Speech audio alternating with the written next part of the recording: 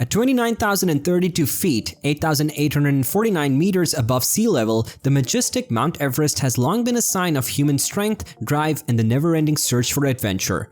Climbers from all over the world have been coming to its steep slopes for decades to try to reach the top of the world's biggest mountain.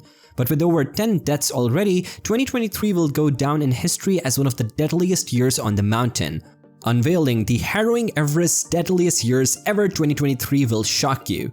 It's important to know that over the past 50 years, the average number of deaths on Mount Everest has been around 5 per year. This helps you understand how serious the situation is.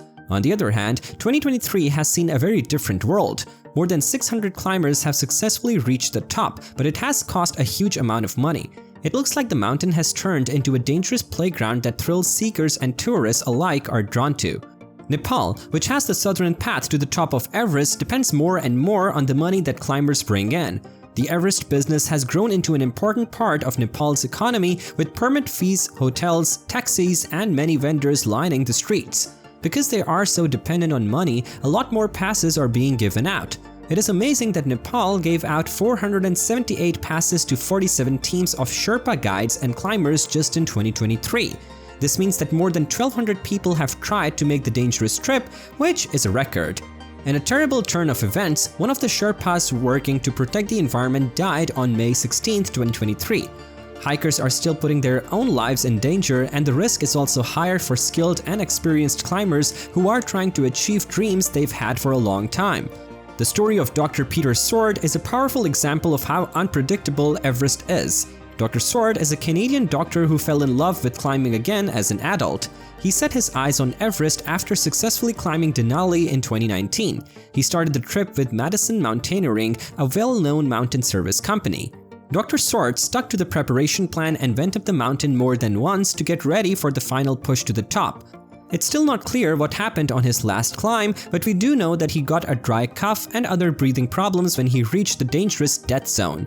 Unfortunately, his health quickly got worse and he had to go down the mountain. He finally gave up because the harsh environment killed him just short of Camp 3 at 7,300 meters, where he was having trouble breathing. His intense desire to follow a dream and his love for climbing led to a terrible tragedy that affected everyone who knew him. Here comes the second one. The 2023 climb by Jason Knissen to the top of Everest showed how strong people are and how adventurers are driven to reach the top of the world's biggest mountain. He wasn't even meant to make it to the icy top of Everest, so his story was very different from most Everest stories. Instead, the 40-year-old set out on this dangerous journey with a bigger goal in mind. His goals were personal, but he also really wanted to bring attention to the situation of people who had spinal cord injuries, a group that didn't get enough attention. Jason's life took a sudden turn when he was in a major truck accident in 2006. He broke his leg and hurt his shoulders in the wake. But the real blow came when he got spinal cord damage after a normal surgery. The doctors told him it was likely that he would never walk again. No matter how bad things looked, Jason wouldn't accept them. Despite the chances, he jumped right into recovery and made amazing progress in just a few months. He had to learn how to walk all over again, which was hard for him, but he was determined to do it. Jason did nothing less than amazing things to get ready for the Everest adventure. He worked out very hard and even set up a ladder in his garden to get used to climbing it.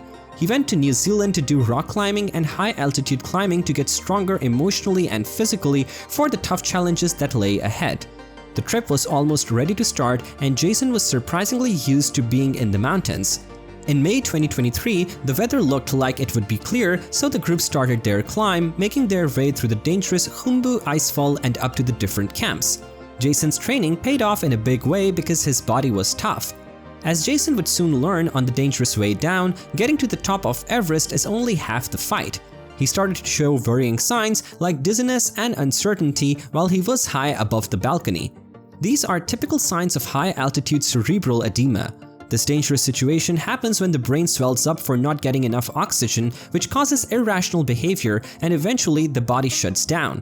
Unfortunately, the two Sherpas who were with Jason ran out of air tanks, which put him in even more danger.